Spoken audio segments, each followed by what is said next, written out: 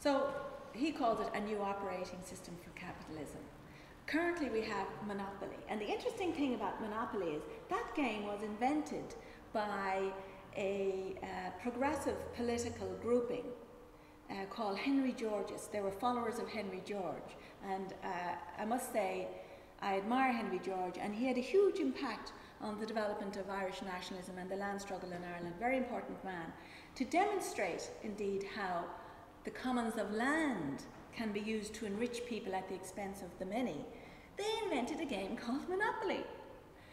And Monopoly now is probably the most successful board game in the world. But the essence of it, the teaching of Monopoly, was to show you how playing that game and being able to monopolize land, essentially, you can enrich yourself and bankrupt everybody else.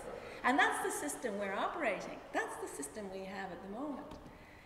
And he's suggesting that we have a new operating system. We balance. He's not talking about socialism. He's not talking about state control here. He's talking about, in a very American way, and I think in a way that suits the Irish psyche as well, balancing different forces. I mean, there are advantages to the current system, the market system, in terms of allowing maximum amount of flexibility and innovation and freedom to a certain extent. But that has to be balanced with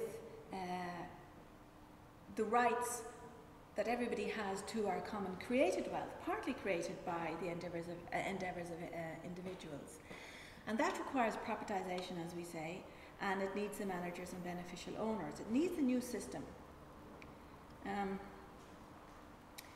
just go back to that. So that the commonwealth is balanced by the power of the private wealth. And the state then becomes more of a fulcrum between those.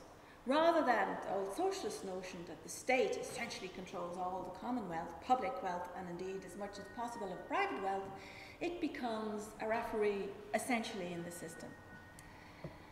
And if you want an analogy, it's more like the game of Go, which is a Chinese game, where the objective is to control a larger territory. But basically it's a much more nuanced game, much more balanced kind of